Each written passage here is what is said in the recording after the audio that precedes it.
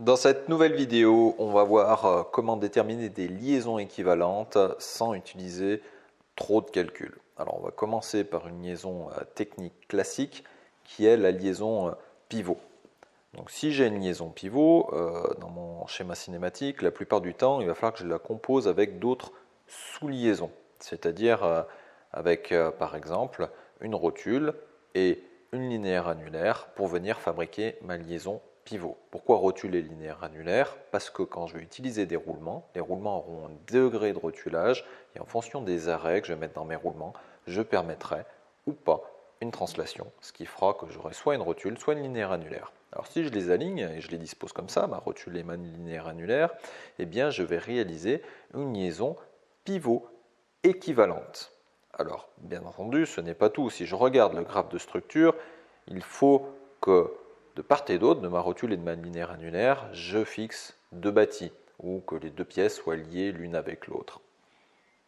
Et je retrouve mon arbre qui est lié soit par deux liaisons, soit par une liaison. Si je modélise tout ça en 3D, je retrouve bien la mobilité, c'est-à-dire la rotation selon l'axe des X de ma liaison pivot. On va essayer maintenant une autre disposition de liaison. C'est-à-dire que ce que je vais faire, je vais désaligner la linéaire annulaire d'avec la rotule. Qu'est-ce qui se passe? Ma linéaire annulaire est toujours d'axe X. Pourtant, malgré le fait que la linéaire annulaire soit d'axe X, la rotation, cette fois-ci, se passe avec un axe qui est incliné, qui n'est pas d'axe X. Ce qui veut dire que je ne respecte plus ma liaison pivot équivalente. C'est bien une liaison pivot, mais une liaison pivot déportée. Allez, maintenant, ce que je vais faire, je vais mettre deux rotules, par exemple, que je vais aligner sur l'axe des X, le centre des rotules, pour essayer de réaliser une liaison pivot équivalente. Alors, si je vais directement dans mon schéma 3D, je retrouve bien la rotation de mon arbre sur l'axe des X. Donc, ces deux rotules réalisent, elles aussi, une liaison pivot équivalente. Ça sera par contre une liaison pivot hyperstatique. On reviendra là-dessus plus tard dans la vidéo. Je peux bien sûr réaliser d'autres compositions de liaisons, par exemple avec une liaison pivot glissant, ainsi qu'une liaison ponctuelle qui va arrêter la translation de la liaison pivot glissant. Grâce à ça, je pourrais aussi réaliser une liaison pivot. Et maintenant, on va passer à une autre liaison classique qui est la liaison glissière. Elle est rarement directement réalisée techniquement. Alors, ce que je vous propose, c'est d'essayer de réaliser une liaison équivalente, mais avec trois linéaires annulaires. Ces linéaires annulaires seront l'axe de la liaison glissière. Je ne suis pas obligé de les aligner, mes linéaires annulaires. Je vais toutes les relier avec une pièce centrale, qui va être le coulisseau de ma liaison glissière, et toutes les pièces en périphérie, eh bien, je vais les relier à la même pièce, par exemple le bâti. On va faire l'étude du degré d'hyperstatisme de cette liaison équivalente. Donc, je vous rappelle ici la formule de l'hyperstatisme. Première chose à faire, regardez le nombre d'inconnus statiques ainsi que les mobilités. Moi, j'ai une mobilité dans mon système, les inconnus statiques. Pour les déterminer, il faut que je regarde le nombre de translations et de rotations qu'il y a dans ma liaison. La linéaire annulaire propose une translation, 3 rotations. Donc, le nombre d'inconnus statiques, c'est le nombre de zéros qu'il y a dans cette liaison. C'est-à-dire que dans une linéaire annulaire, j'ai 2 inconnus statiques. Ensuite, ma glissière elle-même directement a 5 inconnus statiques. Bon, ça c'est pour l'exemple. Allez, on va faire le calcul du degré d'hyperstatisme H. H, c'est le nombre d'inconnus statiques, c'est-à-dire 3 fois 2, vu que j'ai 3 liaisons linéaires annulaires, moins 6 fois le nombre de pièces hors bâti.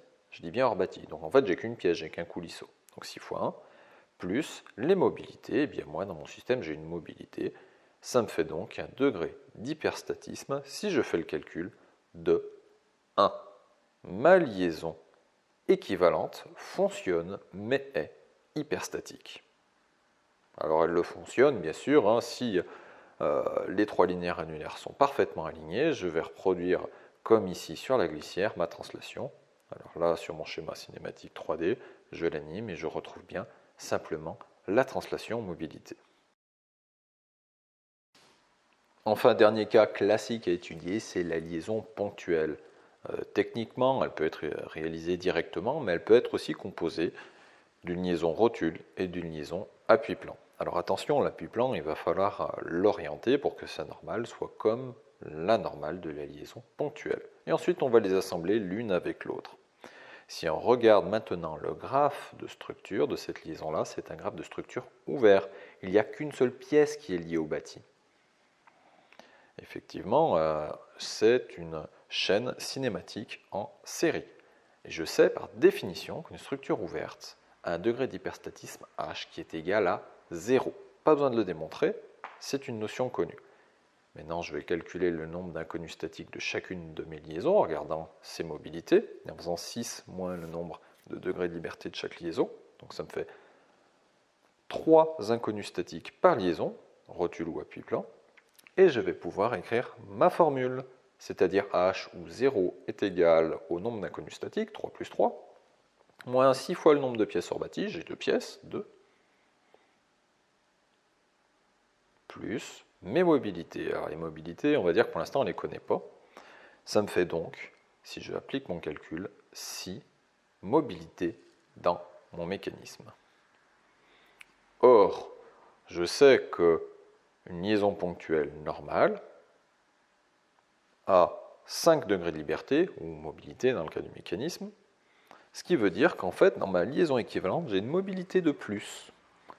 Cette mobilité de plus, ça sera une mobilité interne, notée MI, au mécanisme. Cette mobilité interne se retrouve à l'intérieur, c'est-à-dire que ma pièce jaune ici va avoir un mouvement en plus. Si je regarde mon schéma cinématique 3D, effectivement, ma pièce jaune peut tourner sur elle-même sans perturber le reste du fonctionnement. Voilà, cette vidéo est terminée. On a vu ensemble que l'on pouvait associer des liaisons les unes avec les autres pour réaliser des liaisons équivalentes. Ensuite, on pouvait étudier si ces liaisons équivalentes étaient ou non hyperstatiques en appliquant la formule de l'hyperstatisme.